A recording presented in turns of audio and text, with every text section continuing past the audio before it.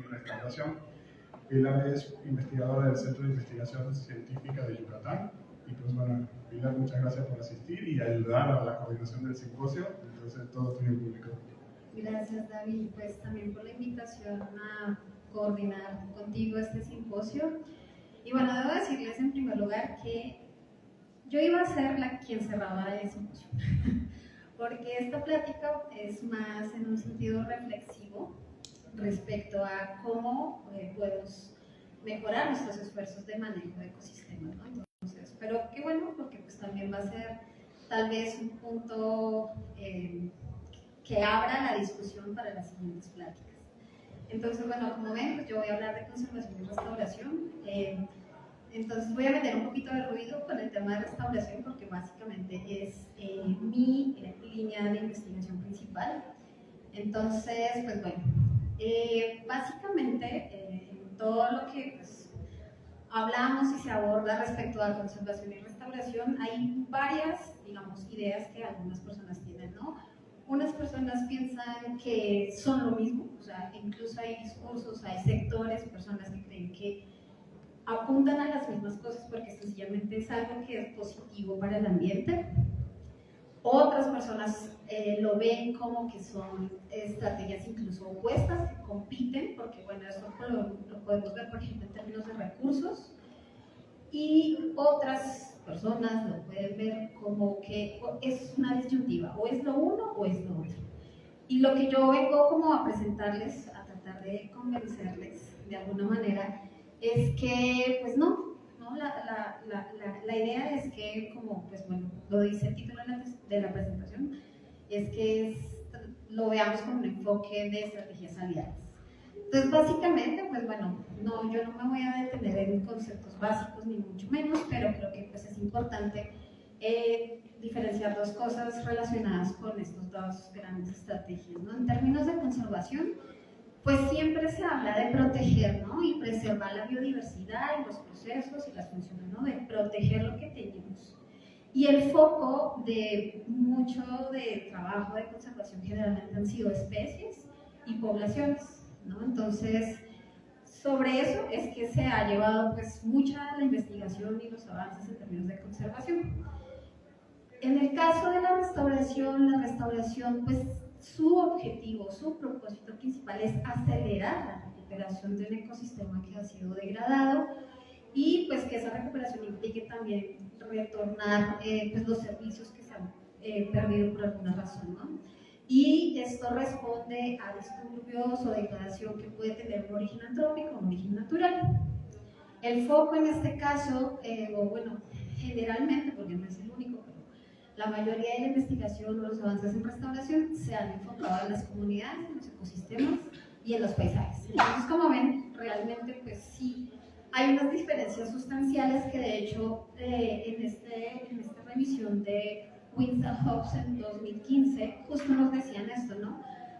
Las diferencias que tienen estas dos como áreas cuando se trabajan o se abordan de una forma tradicional, ¿no? Entonces los objetivos, pues ya les acabo de presentar, y pues bueno, todas estas como características, pues definitivamente también nos hablan de que sí son disciplinas que tienen un propósito distinto. Sin embargo, no quiere decir eso que tengan que ser en algún momento opuestas, ¿no? Entonces, justo hacia esto va mi reflexión, no podemos como trabajar juntos, tanto los que hacen conservación como los que hacemos restauración, pues yo digo que deberíamos de, ¿no? Porque finalmente en este contexto de crisis socioambiental, porque esto ya no es solo como en términos económicos, sino también en términos sociales, pues lo que necesitamos es que todos los esfuerzos que se hagan, tanto de conservación y restauración, pues es que generen mayor o mejor impacto en términos de los beneficios que queremos obtener a través de estas estrategias, ¿no? Entonces, sí, es muy importante que tengamos como ese, digamos, no sé, como ese en mente de que es posible que trabajemos juntos. Entonces, bueno, en términos de conservación, ¿qué tenemos? Eso es algo que también es importante como mencionar. México, pues en particular, siendo un país mega diverso, como todos lo saben, pues tiene un marco normativo y jurídico bastante extenso.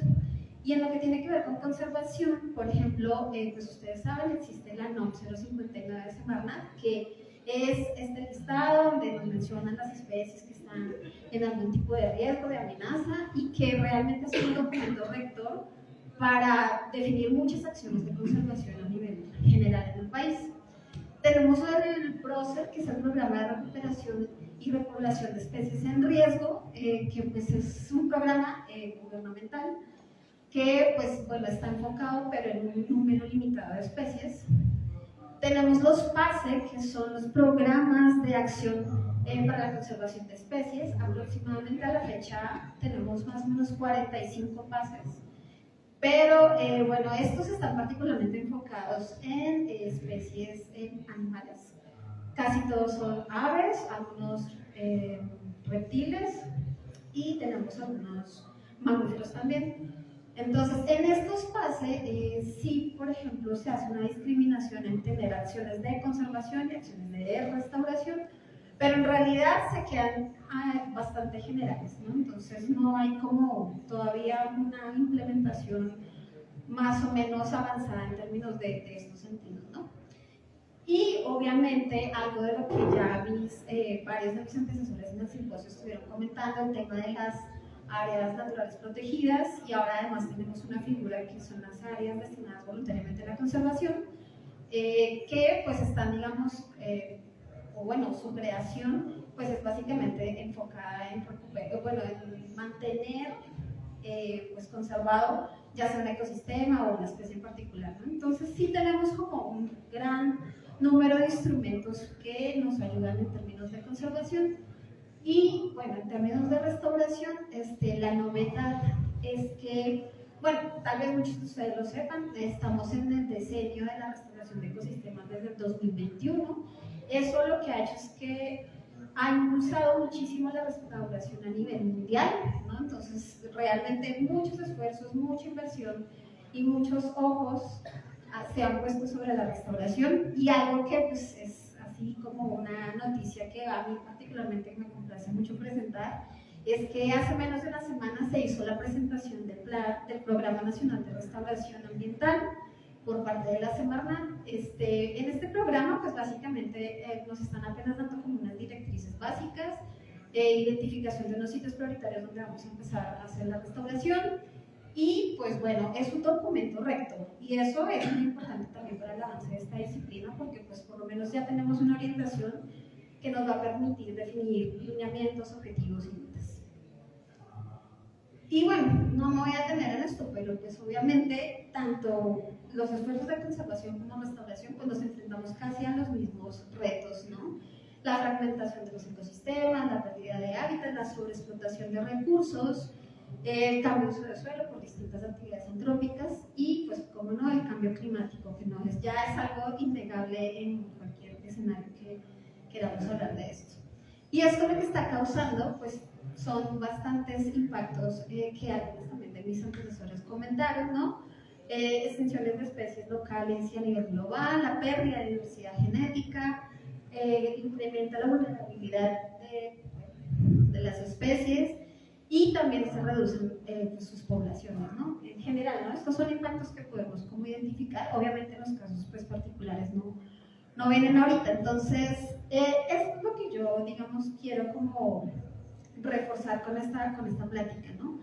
Que nosotros necesitamos cambiar esta manera de solo pensar o en conservación o solo pensar en restauración, cuando en realidad pueden ser estrategias que juntas, obviamente dependiendo del contexto y la situación y los recursos, pues pueden funcionar, ¿no? Eso que ustedes ven aquí es el mapa de las áreas naturales protegidas que tiene México, tanto ADBCs como áreas, las distintas categorías de áreas que hay, ¿no? Y pues si se fijan, o sea, son 232 áreas naturales protegidas, más de 98.000 hectáreas en estado de conservación, pero ¿qué nos dice este mapa? O sea, vemos como manchones aislados, ¿no? Que de alguna manera, pues sí pueden estar cumpliendo o no su misión de conservar lo que tienen ahí, pero en realidad, justo lo comentaron varias de las anteriores ponentes, ¿no? Aquí hay un tema súper importante con la conectividad. Entonces nosotros necesitamos pensar o replantear estos mecanismos de manejo de ecosistemas en términos de recuperar o restablecer o mantener la conectividad ecológica, la integridad ecosistémica, ¿no? Porque eso depende muchísimo de los servicios ambientales de los cuales nos beneficiamos todos.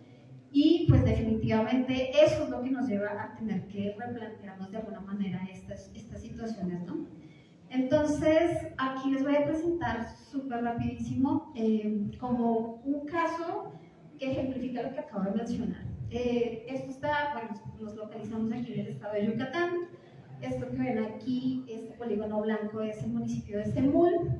Es un municipio que pues tiene un lado costero y esta parte, digamos, es como la zona más norte a la que llega el bosque seco en esta zona. Y esto que tenemos acá es el polígono de una reserva privada llamada Comchén de los Pájaros.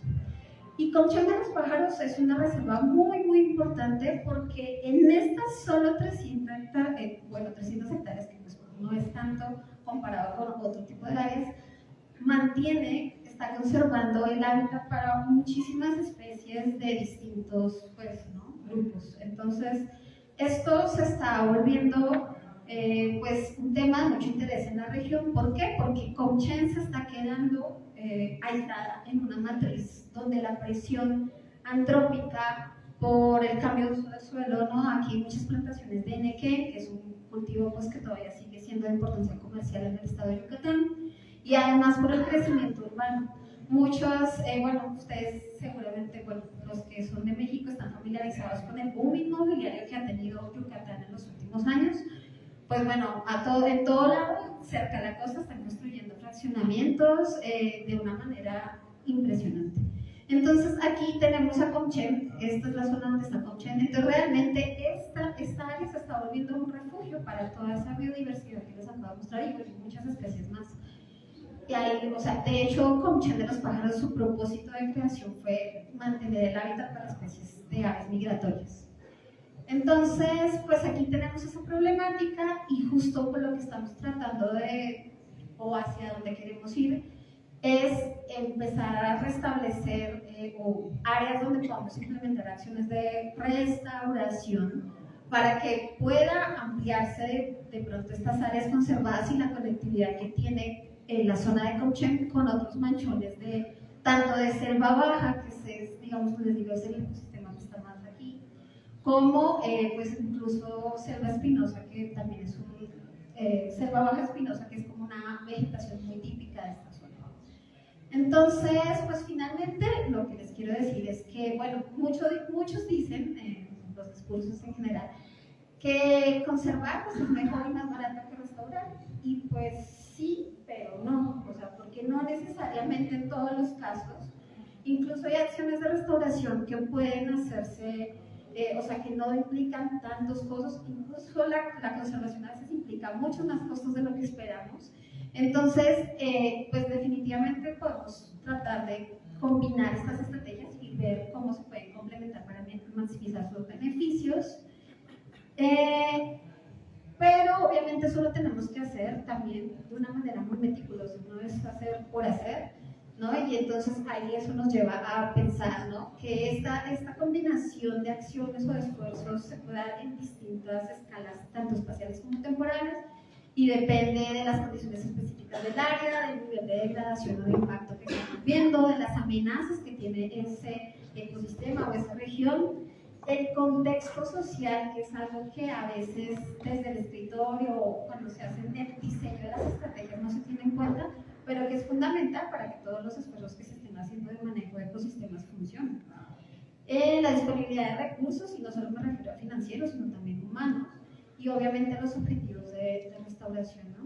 Entonces, lo que les decía, es muy importante este enfoque, también esta aproximación socioecológica, porque o sea, es muy evidente, es claro, que nosotros tenemos una interacción directa con la naturaleza en todo el tiempo. Entonces no podemos solo pensar en la recuperación de una especie o de un ecosistema sin pensar que hay un contexto social que está sosteniendo de alguna manera o que se mantenga o está fomentando que se degrade.